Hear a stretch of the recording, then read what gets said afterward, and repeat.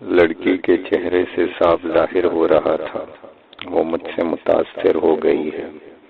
میری مردانہ وجاہت نے اس کے دل میں جگہ بنا لی تھی۔ جو کچھ بھی ہوا تھا اس میں لڑکی نے کسی جبر و اکراہ کا تاثر نہیں دیا تھا۔ اس کا اتنا جلدی مجھ سے متاثر ہو جانا حیرت انگیز بات تھی، لیکن شاید اس میں بھی میرے ہمزاد کی پراسرار طاقت کار فرما تھی۔ میں نے اس کی طرف دیکھا تو اس نے شرما کر دونوں ہاتھوں سے اپنا منہ چھپا لیا۔ مجھے اس کی یہ ادا بہت پسند آئی۔ میں نے اس کی کلائیاں پکڑ کر چہرے سے ہٹاتے ہوئے کہا، اب شرمانے سے کیا حاصل؟ آپ بہت شریر ہیں، وہ بولی۔ کیا اب آپ ہمیں ہمارے گھر پہنچا دیں گے؟ کیوں نہیں، مگر ابھی تو بہت رات باقی ہے۔ صبح ہونے سے کچھ پہلے میں اپنے کمرے سے نکلا اور سامنے بنے ہوئے حمام میں فوراً غسل کیا، اس لیے کہ میں جانتا تھا میں ناپاکی کی حالت میں حمزاد کو طلب نہیں کر سکتا۔ یہ میرے اور اس کے درمیان معاہدہ تھا۔ میں غسل کر کے پھر اپنے کمرے میں آ گیا۔ وہ بھی ابھی تیار بیٹھی تھی۔ میں نے حمزاد کو طلب کیا اور کہا، انہیں ان کے گھر چھوڑا۔ پھر لڑکی سے بولا، آنکھیں بند کرو۔ اس نے جیسے ہی آنکھیں بند کی، حمزاد نے اسے اٹھایا اور کمرے سے غائب ہو گیا۔ اس کے بعد میرے دن چڑھنے تک میں سوتا رہا۔ جاگتے ہی میں نے سب سے پہلے حمزاد کو طلب کیا اور پوچھا، میری زندگی کی خبر لاؤ، کیسی ہے، کیا کر رہی ہے، مجھے اس کے بارے میں ایک ایک اطلاع پہنچاتے رہو۔ حمزاد چلا گیا اور کچھ دیر بعد آ کر اس نے بتایا وہ ابھی سو کر اٹھی ہے اور اس وقت اپنی ماں سے باتیں کر رہی تھی کہ اب وہ شادی نہیں کرے گی۔ اس کی ماں نے اسے لاکھ ڈانٹا، پھٹکارا، مگر وہ اپنی بات سے نہیں پھری۔ پھر کچھ دیر بعد حمزاد نے بتایا کہ ایک مولانا کو بلایا گیا ہے جنہوں نے تعویذ دیا ہے جسے اس کے گلے میں ڈال دیا گیا ہے۔ اسی طرح حمزاد شام تک اس کے بارے میں اطلاعات لاتا رہا۔ شام کے وقت اس نے بتایا اس نے اپنے گلے میں بیلے کا ہار ڈال لیے ہیں۔ جب اس کی ماں نے اس کی وجہ پوچھی تو اس نے بتایا کہ کیا خبر، آج رات بھی بلایا جائے۔ کل رات بھر بھی میں انہی کے پاس رہی ہوں، میں انہی کی منقوہا ہوں۔ اس بات پر اس کی ماں نے اسے بہت سمجھایا، کیا بہکی باتیں کر رہی ہوں، میں آج تیرے ساتھ سوؤں گی، دیکھوں تجھے وہ کیسے لے جاتا ہے۔ اور پھر رات بھی ہو گئی۔ میری بے چینی بڑھتی جا رہی تھی۔ میں نے کل رات زندگی کا جو لطف اٹھایا تھا اس کے سامنے تو تمام دنیا کی آسائشیں اور لذتیں ہیچ نظر آ رہی تھیں۔ جیسے ہی رات کے 12 بجے میں نے حمزاد کو اسے بلانے بھیج دیا۔ اس کا نام رضیہ تھا۔ یہ میرے حمزاد سے ہی پوچھ لیا تھا۔ وہ آج بھی کل ہی کی طرح سوئی ہوئی تھی، مگر آج اس کے ہونٹوں پر ایک عجیب سی مسحور کن مسکراہٹ تھی، جیسے کوئی بہت حسین خواب دیکھ رہی ہو۔ میں نے حمزاد کو رخصت کیا اور کل ہی کی طرح آج بھی اسے بیدار کیا۔ اس نے جاگتے ہی میرے گلے میں باہیں ڈال دی اور بولی، خواب میں بھی تم ہی تھے اور اب آنکھ کھلی ہے تو بھی تم ہی نظر آئے۔ اس رات بھی میں اس کے ساتھ رہا یہاں تک کہ صبح ہو گئی۔ پھر میں نے اسے حمزاد کے سپرد کیا۔ آج بھی میں حمزاد کو بلانے سے پہلے غسل کرنا نہیں بھولا تھا۔ دوسرے دن مجھے حمزاد سے معلوم ہوا کہ اس کے گھر میں ہنگامہ ہو گیا ہے۔ ہوا یہ کہ رات کو سوتے میں اس کی ماں کی آنکھ کھل گئی۔ اس نے دیکھا اس کی بیٹی غائب ہے۔ اس نے تمام گھر سر پر اٹھا لیا۔ رضیہ کا کہیں پتہ نہ تھا۔ وہ لوگ رات بھر جاگتے رہے کہ صبح ہو تو رضیہ کو تلاش کیا جائے، اس لیے کہ انہیں رضیہ کی ان باتوں پر یقین نہیں تھا۔ وہ رات کسی اور ہی دنیا میں تھی جس کا مالک اس پر عاشق ہو گیا تھا۔ ان باتوں کو انہوں نے رضیہ کی پاگل پن پر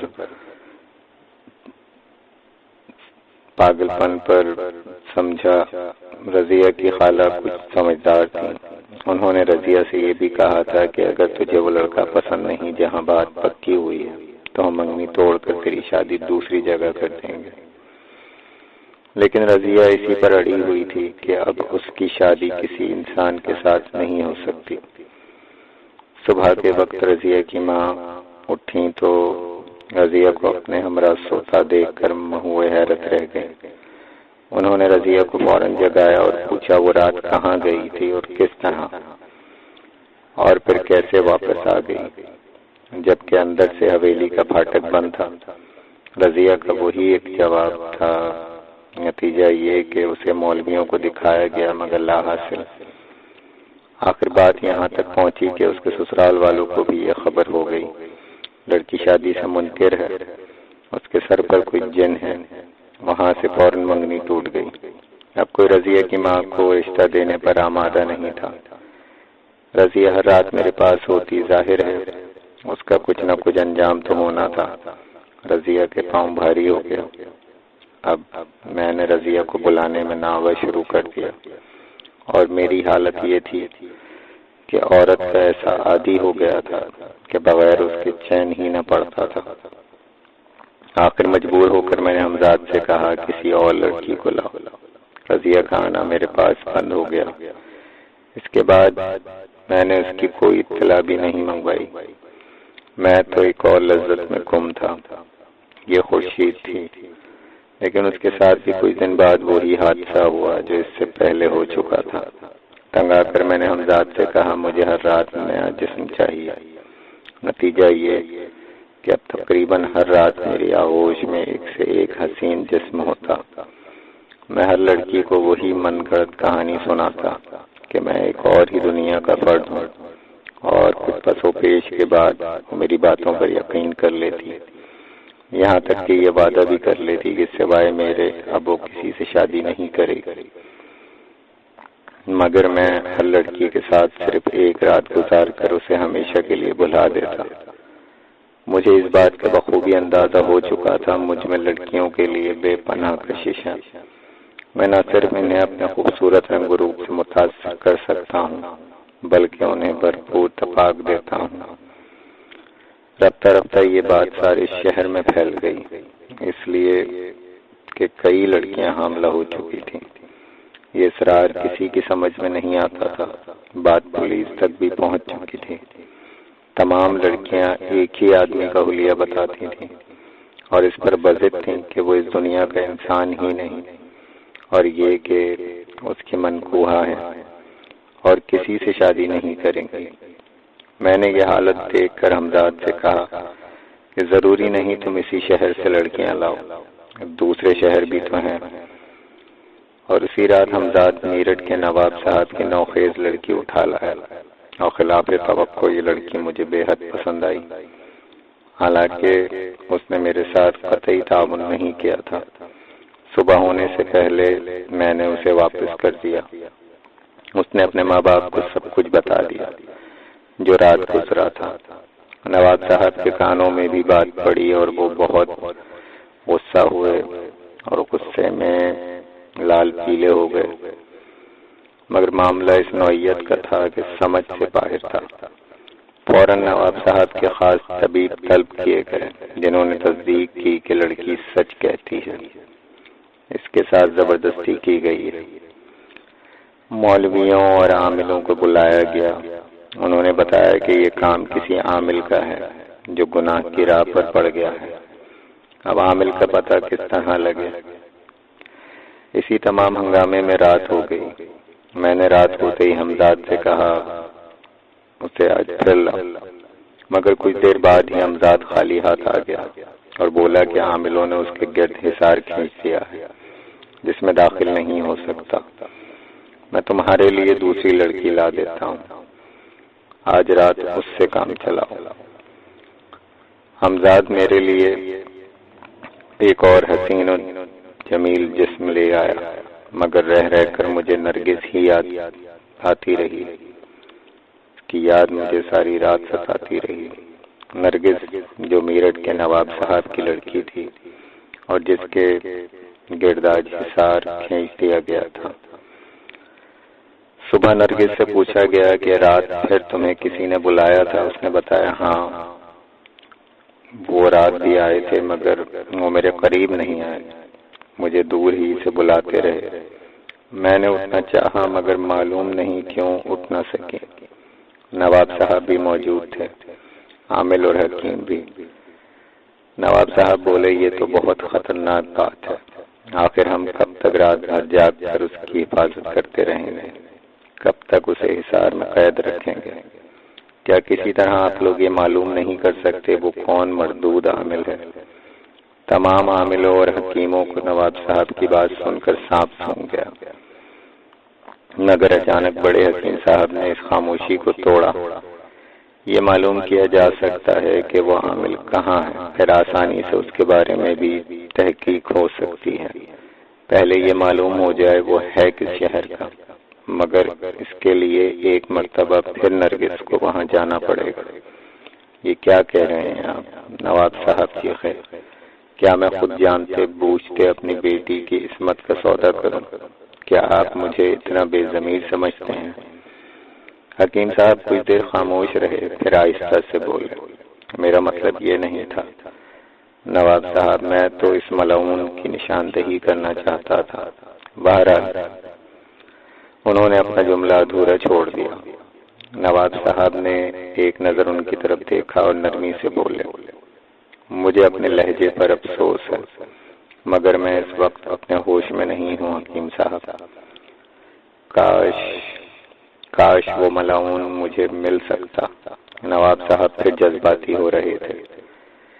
بڑے حکیم صاحب ان کے خاندانی طبیب تھے، اس لیے نواب صاحب ان کی عزت بھی کرتے تھے۔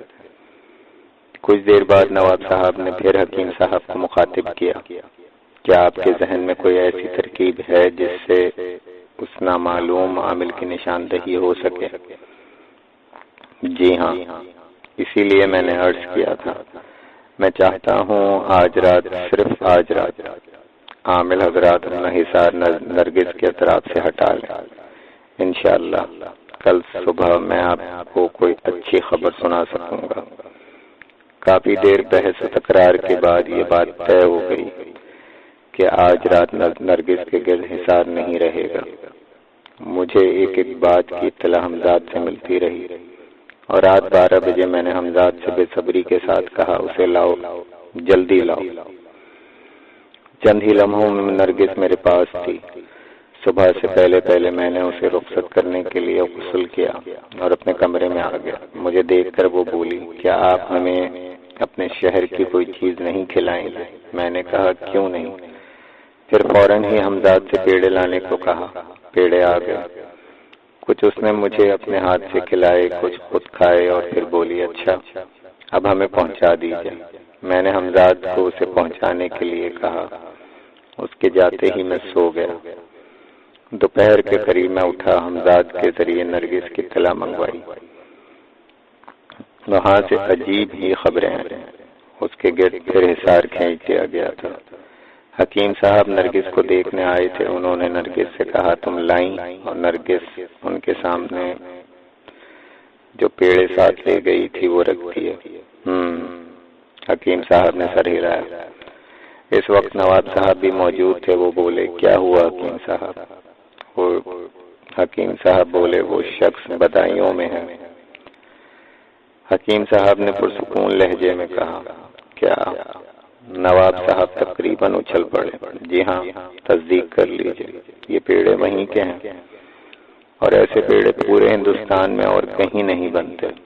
حکیم صاحب نے نواب صاحب کی طرف دیکھا، آپ نے تو کمال ہی کر دیا، وہ کام جو عامل نہ کر سکے تو آپ نے پورا کر دکھایا۔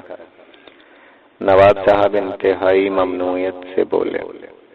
پھر اس کے بعد انہوں نے فوراً چند عاملوں اور اپنے کچھ خاص آدمیوں کو میرے شہر روانہ کر دیا کہ وہاں جا کر پتہ لگائیں کہ کیا وہاں کوئی عامل ہے۔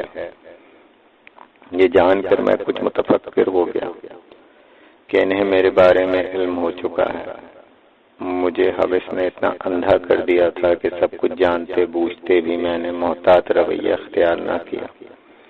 شاید اس کی وجہ یہ ہو کہ مجھے خود پر کچھ ضرورت سے زیادہ ہی گھمنڈ ہو گیا تھا۔ میں سمجھتا تھا کہ میں جب چاہوں اور جو چاہوں کر سکتا ہوں، میرا کوئی کچھ نہیں بگاڑ سکتا، میرے قبضے میں بہت بڑی طاقت ہے۔ اس لیے میں سب کچھ خاموشی سے دیکھتا رہا کہ جب چاہوں گا حالات اپنے ہاتھ میں کر لوں گا۔ وہ لوگ اسی دن میرے شہر پہنچ گئے۔ میرے شہر پہنچ کر بہت جلد انہیں معلوم ہو گیا یہاں شیخ کرامت سے بڑا کوئی عامل نہیں۔ شیخ کرامت کے بارے میں انہیں ایک ایک بات معلوم ہو گئی۔ وہ تمام تحقیق کر کے واپس چلے گئے۔ نواب صاحب نے فوراً اعلیٰ افسران کو اس کی خبر کی، جنہوں نے بدایوں کے افسران کو حکم دیا کہ مجھے گرفتار کر لیں اور تحقیق کریں کہ کیا معاملہ ہے، مگر ظاہر ہے مجھ پر ہاتھ ڈالنا آسان کام نہیں تھا۔ میرے شہر میں سب ہی میرے معتقد تھے۔ انہوں نے صاف صاف جواب دے دیا کہ وہ میرے خلاف کچھ نہیں کر سکتے، اس لیے کہ انہیں یقین ہے میرے اوپر الزام لگایا گیا ہے۔ لیکن پھر بھی اعلیٰ افسران کو خوش کرنے اور خانہ پوری کرنے کے لیے انہوں نے میری حویلی کے ارد گرد پولیس کا پہرا لگا دیا کہ کوئی لڑکی آتی جاتی تو نہیں ہے، کیونکہ دروازوں سے ہو کر تو کوئی بھی لڑکی نہیں آتی، پھر پولیس کیسے دیکھ پاتی۔ پولیس کے پہرے کے لیے افسران نے مجھ سے بہانہ کیا کہ ہم نے حضور کی حفاظت کے لیے ایسا کیا ہے، لیکن میں جو سب کچھ جانتا تھا فوراً بولا، مجھے سب کچھ معلوم ہے، مجھ سے کچھ نہ چھپاؤ۔ اس کے بعد میں نے وہ سب کچھ بتا دیا جو حمزاد کے ذریعے میں نے معلوم کر لیا تھا۔ میری باتیں سن کر ایس پی اور انگریز افسران بہت مرعوب ہوئے اور فوراً پہرا ہٹانے کے احکامات دے دیے اور اپنے افسران کو مطلع کیا۔ انہوں نے میرے اوپر سے پہرا ہٹا دیا کیونکہ وہ پوری طرح ہر بات کی تصدیق کر چکے ہیں۔ افسران نے پھر تنبیہ کی اور کہا ہم خود تحقیق کے لیے ایک کمیشن بھیج رہے ہیں، اس لیے کہ یہ معاملہ میرٹھ کے نواب صاحب کا ہے، جنہیں انگریزی سرکار بہرحال خوش رکھنا چاہتی ہے۔ یہ کمیشن میرے شہر پہنچ کر خفیہ تحقیقات کرے گا۔ ادھر نواب صاحب نے عاملوں سے بھی مشورہ کیا کہ اس سلسلے میں کیا کیا جائے۔ عاملوں نے نواب صاحب کو بتایا ہمارا علم کہتا ہے اس کے قبضے میں اس کا حمزاد یا جسم لطیف ہے جس سے وہ تمام ایسے کام لیتا ہے۔ حمزاد کے ہوتے ہوئے اسے کوئی نہیں مار سکتا، چاہے وہ لوگ کتنے ہی بہادر اور طاقتور ہوں جو اسے مارنے کی کوشش کریں، اس لیے کہ اکیلا حمزاد سینکڑوں ہزاروں کے لیے کافی ہے۔ ایک صورت ہے اسے مارنے کی، صرف ایک ہی صورت ہے کہ اسے ایسے وقت قتل کیا جائے جب اس کا حمزاد اس کے پاس نہ ہو، اور یہ ایک ہی وقت ہو سکتا ہے، یعنی جس وقت وہ ناپاک ہو۔ ناپاکی کی حالت میں وہ اپنی مدد کے لیے حمزاد کو نہیں بلا سکے گا، اس لیے کہ کوئی بھی حمزاد ناپاکی کی حالت میں کبھی بھی اپنے عامل کے پاس نہیں جاتا، چاہے عامل اسے بلاتا ہی رہے۔ نواب صاحب کو یہ تجویز پسند آئی، وہ بولے وہ خبیث اپنی عادات کا غلام معلوم ہوتا ہے، یقیناً وہ روز ہی کسی نہ کسی معصوم لڑکی کی زندگی تباہ کرتا ہوگا، اس لیے ایسے ہی وقت اس پر حملہ کر کے اسے قتل کر دیا جائے۔ نواب صاحب کی اس بات سے عاملوں نے بھی اتفاق کیا۔ نواب صاحب نے اسی وقت کچھ غنڈوں کو طلب کیا اور ان کے سپرد یہ کام کر دیا کہ میرے شہر جا کر مجھے اس وقت قتل کر دیا جائے جب میں اپنی پیاس بجھانے میں مصروف ہوں۔ وہ غنڈے تعداد میں 15-20 تھے، خاصے صحت مند اور تندرست جسم کے مالک۔ طے یہ ہوا کہ کل صبح یہ لوگ چند عاملوں کے ہمراہ جنہوں نے میری حویلی دیکھی ہے میرے شہر روانہ ہو جائیں گے اور کل رات ہی مجھے قتل کر دیا جائے گا۔ آدمی خواہ کتنا ہی بہادر اور نڈر ہو، لیکن جب اس کے علم میں یہ بات آ جائے کہ اس کے قتل کی تیاریاں ہو رہی ہیں تو کچھ نہ کچھ متفکر ضرور ہوتا ہے۔ مجھے اس سلسلے میں الجھن ضرور تھی، لیکن حمزاد کی موجودگی میں خطرہ بہرحال نہیں تھا۔ میں حمزاد کی تمام پراسرار قوتوں سے آگاہ تھا، جن کے سامنے نواب صاحب کے غنڈے تو کیا بڑی سے بڑی طاقتیں سرنگوں ہو سکتی تھیں۔ یہی سوچ کر میں نے فیصلہ کیا کہ نواب صاحب کے غنڈے جب میرے شہر میں آ جائیں گے تو انہیں مزہ چکھاؤں گا۔ میں بے چینی سے ان کی آمد کا منتظر تھا۔ مجھے علم تھا کہ ابھی میرے قاتل میرے شہر میں داخل نہیں ہوئے۔ میں ابھی انہی خیالوں میں الجھا ہوا تھا کہ میرے نوکر نے اطلاع دی کوتوالے شہر اور چند دیگر افسران مجھ سے ملنے کے خواہش مند ہیں۔ میں نے انہیں اندر بلا لیا۔ وہ لوگ آئے تو میں نے دیکھا کہ ان کے ہمراہ پولیس والوں کی خاصی تعداد ہے اور کچھ پولیس والے کمرے کے باہر بھی ٹھہر گئے ہیں۔ ایس پی بھی انہی کے ساتھ تھا۔ میں نے دیکھا ان لوگوں میں ایک اجنبی چہرہ بھی ہے، یہ ایک انگریز تھا۔ ایس پی اور کوتوالے شہر کے چہروں سے فکر مندی کا اظہار ہو رہا تھا۔ آخر ایس پی نے خاموشی توڑ دی۔ شیخ صاحب ان سے ملیے، آپ آج ہی دارالحکومت سے تشریف لائے۔ ایس پی نے اجنبی انگریز کی طرف اشارہ کیا۔ میں نے اس کی طرف مصافحے کے لیے ہاتھ بڑھایا۔ مسٹر مائیکل، آپ اس تحقیقاتی کمیشن کے ایک ممبر ہیں جو کہ آپ کے بارے میں چھان بین کرنے کے لیے دارالحکومت سے یہاں بھیجا گیا ہے۔ میں نے مائیکل کی طرف دیکھا۔